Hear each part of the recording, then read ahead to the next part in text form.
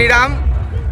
आज रामनवमी के अवसर पर चूरू शहर में एक भव्य श्री राम भगवान शोभा यात्रा का आयोजन किया गया है, जिसमें शेखावाटी के अनेक संतों ने यहां आकर के आशीर्वाद प्रदान किया है और अब यात्रा प्रारंभ होने जा रही है।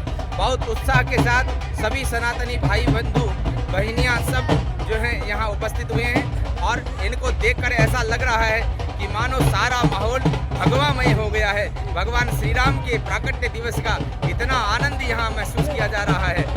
जो यदि कोई व्यक्ति सामने शट हो जाता है तो शतम साठ्यम समाचरित की भावना को भी ध्यान में रखो।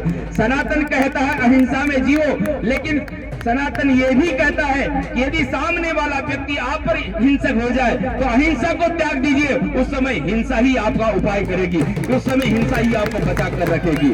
इसलिए अहिंसा परमो धर्म, ये तो कहा गया, ये हमें सिखाया गया, लेकिन ये भूल गए कि धर्म हिंसा तथैव च, ये भी उसका अर्धांश है, उसको भी हमें समझना बहुत जरूरी है। आज के युवाओं में हमें एक बात और समझने की जरूरत है। कोई व्यक्ति तब तक ही अपने आप को संभाल सकता है जब तक कि वो होश में हो। यदि वो होश में न हो तो चाहे कितना ही बलवान क्यों न हो, कितना ही धनवान क्यों न हो, कितना ही बुद्धिमान क्यों न हो, फिर भी मात खा ही जाता है। इसलिए आज के नवयुवकों के लिए भी एक बात समझने की जरूरत है। इस नशे की प्रवृत्ति से आप बाहर निकलिए। जब जितना नशा आज युवाओं में फैला है, ये हमारी भारत की चेतना को खाए जा रहा क्या रहा, भगवान श्री राम की मर्यादा क्या रही, भगवान श्री राम ने हमें किस ओर ले जाना चाहा, इस बात को भी हमें समझ लेना चाहिए।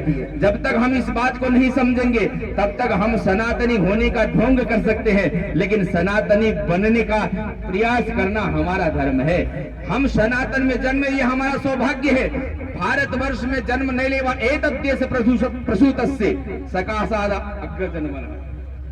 ये इस भारतवर्ष में जिसको भी जन्म मिला है वो सामान्य रूप से नहीं। मेरे भाई बहनों, मैं आपसे निवेदन करना चाहूं, भारतवर्ष में वही जन्मता है जिसके अनेक जन्मों के पुण्य अर्जित होते हैं, और हमारे पुण्य जब संचित होकर के प्रकट होते हैं तब भारतवर्ष की भूमि में जन्म लेने का अवसर मिलता है। क्यों? क्योंकि यहाँ सनातनी व्यवस्था है, और सनातनी व्यवस्था सदैव अक्षुण्ण रहने वाली है। सनातनी व्यवस्था केवल भारत तक नहीं, अपितु यहाँ तक कहना चाहिए वैश्विक भी नहीं। सनातनी व्यवस्था तो ब्रह्मांडीय व्यवस्था है। कौन कहता है इस बात? अब जब बढ़ा है हिंदू, जब जब घटा है तब तब हिंदू के साथ सदैव अन्याय हुआ है। इसलिए हमें इस बात को समझ लेना चाहिए। आज हम इस भारतवर्ष में केवल और केवल हिंदू हैं, न कोई जाट है, न कोई ब्राह्मण है, न कोई राजपूत है, न कोई अन्य जाति है। केवल जाति है तो एक ही जाति है, वो है हिंदुत्व।